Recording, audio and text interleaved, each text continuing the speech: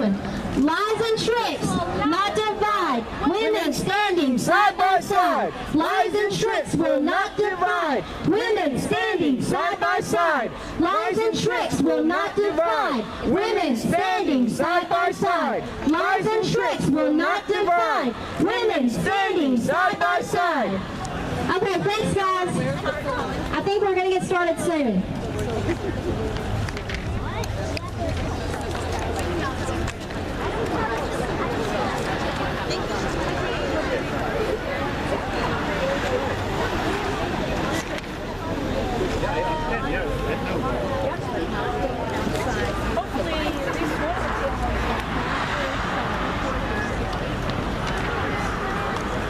Alright guys, so if you guys could all gather around here up until the bike lane ends, that would be awesome. And if you could hold your signs toward the road, that would be really helpful.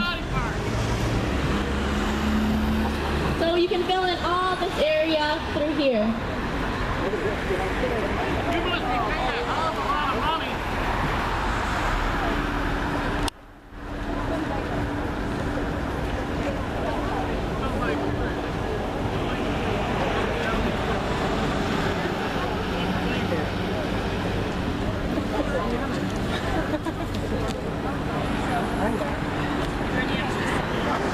Everyone, thank you so much for joining us today. My name is Caroline Bennett, and I'm going to be a sophomore majoring in communication at Cornell University in the fall. Nice. Very nice. At college, I am a member of the Women's Caucus, and I'm currently an intern for Feminists for Nonviolent Choices.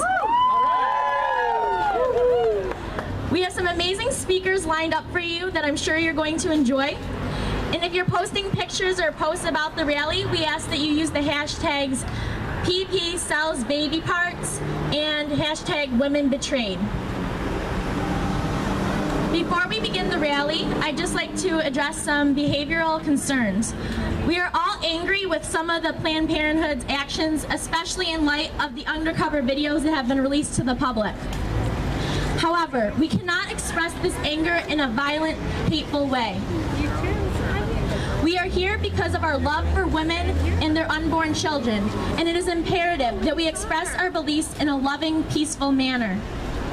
With that being said, Carol Crossett is going to read you a nonviolence pledge.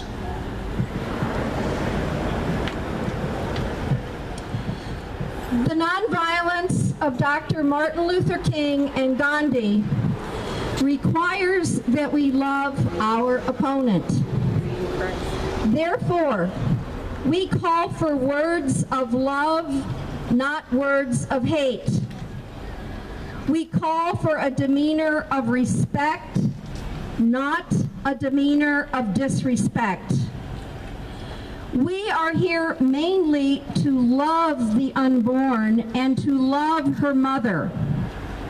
But we also are here out of love for our opponent, our enemies, the doctors who deceive and who are deceived themselves. Matthew 5:44.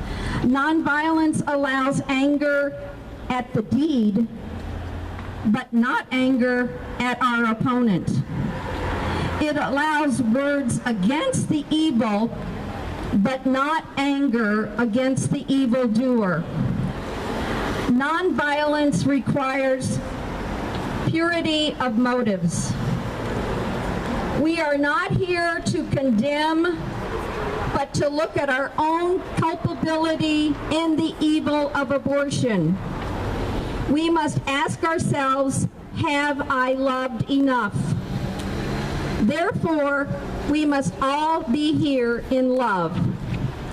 If anyone is here for any other reason than love, we ask you to partner with someone who will be with you in love. Thank you.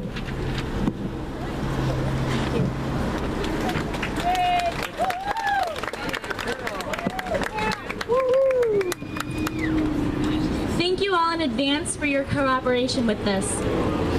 It's already really hot out, so we brought plenty of water to keep everyone hydrated.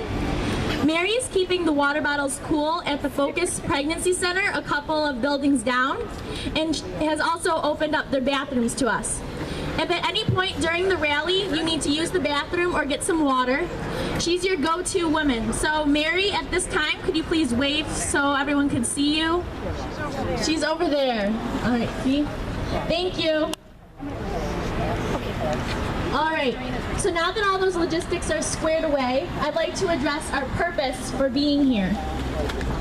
Rochester is only one of over 60 cities that are participating in this nationwide campaign. Rochester joins protesters in Boston, in Baltimore, in Portland, in Vancouver, and in Los Angeles, who have had enough with Planned Parenthood's deception. All these rallies are happening at noon in front of Planned Parenthoods all across the nation. Feminists for Nonviolent Choices is an official sponsor of the Women Betrayed campaign and is hosting the rallies in Rochester, Syracuse, and Buffalo. We are a consistent life ethic organization, one of 200 international member groups that oppose abortion, war, capital punishment, euthanasia, racism, and poverty.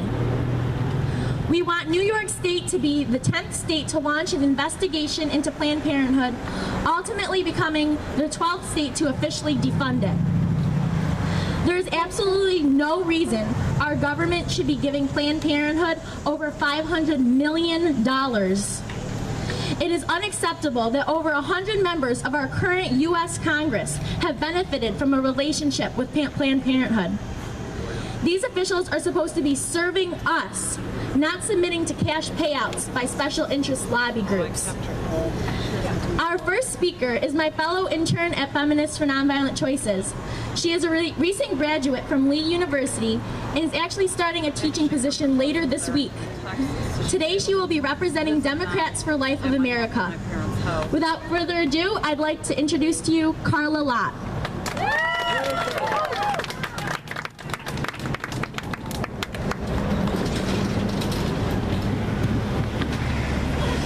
Okay, first of all, I just want to thank everybody that took the chance to come out today. Caroline and I have worked very hard to put this together, and we really hope that it can make a difference. So I'm going to go ahead and get started on my little speech. We are here today because Planned Parenthood and other abortion providers have betrayed women. I identify with the Democrat Party, and therefore I believe in fighting for the oppressed and the disadvantaged.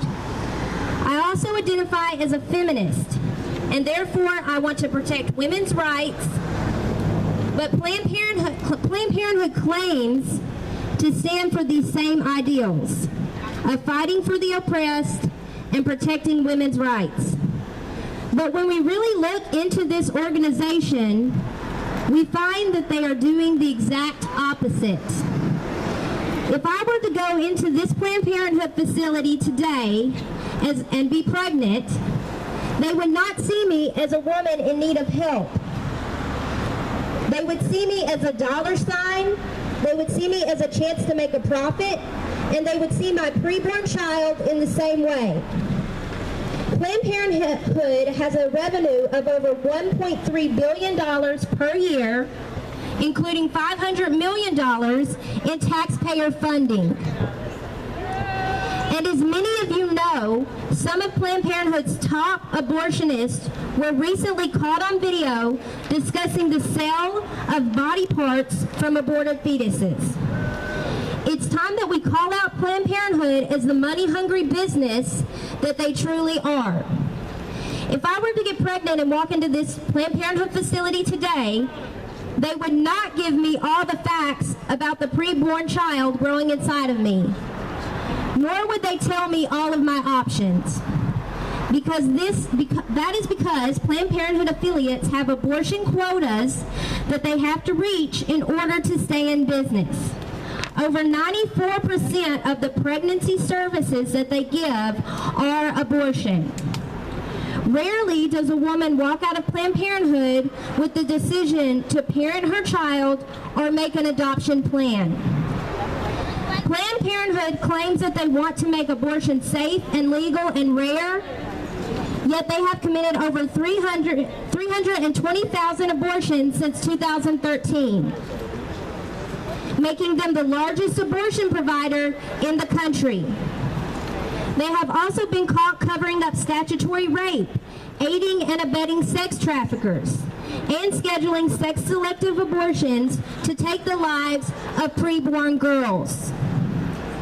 It's time that we call out Planned Parenthood for not caring about women's rights, women's bodies, or women's choices. If I were to get pregnant today and walk into Planned Parenthood, my preborn child and I would become another victim, another statistic of racial violence. Preborn black babies are 5 times more likely to be aborted than preborn white babies. Planned Parenthood targets black women because they know they are more likely to suffer from poverty, and therefore it is easier to convince them that an abortion is a good choice for them. Planned Parenthood needs to be honest and tell women that all people, black or white, rich or poor, born or preborn, are equal, but all choices are not equal. It is time for us to call out Planned Parenthood for not caring about black lives and for further oppressing black women. I believe all pro-lifers should join with Democrats for Life in proposing that government funds not only be taken from Planned Parenthood, but also redistributed to organizations that help women prevent and handle crisis pregnancies in non-violent ways.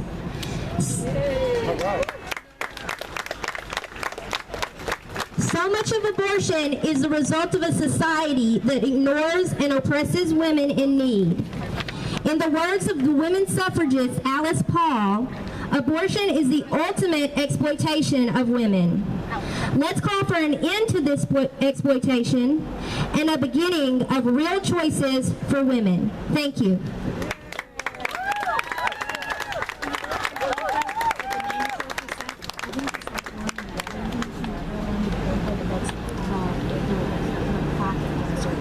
When the kid, it's that. And the kid, it said 94%, and over 94%.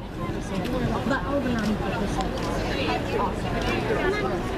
I understand. Just to clarify, with some of the statistics, Carol, one of the board members, wanted me to point out that that it is true that over 94% of the pregnancy services are abortion, but also 94% of the profit of Planned Parenthood comes from abortions.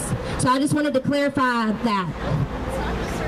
Yeah, but I know over 94% is also services. Like most of the not, yeah. All right. As Carla articulated, if her or I were to get pregnant and go to Planned Parenthood for support, we probably wouldn't be told about the Focus Pregnancy Center that's right across the street from Planned Parenthood. We would not be shown an ultrasound of our preborn child or hear her steady little heartbeat. The very premise of the pro-choice argument is that women should have the right to choose whether or not they want to carry their pregnancy to term. If Planned Parenthood truly cared about women and their choices, they would tell us all of our options so we could actually make an informed choice. But they don't. For every adoption referral Planned Parenthood gives a woman, they perform 174 abortions. According to a report on forced abortions, 67% of women receive no counseling before their abortion, 84% receive inadequate counseling, and 79% are not told about any other alternatives to abortion. But honestly, why would they tell us? Abortion is an essential source of income for Planned Parenthood, so much so that some affiliates have quotas as to how many abortions they must commit. We must stop believing the deceitful messages Planned Parenthood tries to feed us about women's health. They are betraying us, they are betraying our preborn children, and they are betraying America.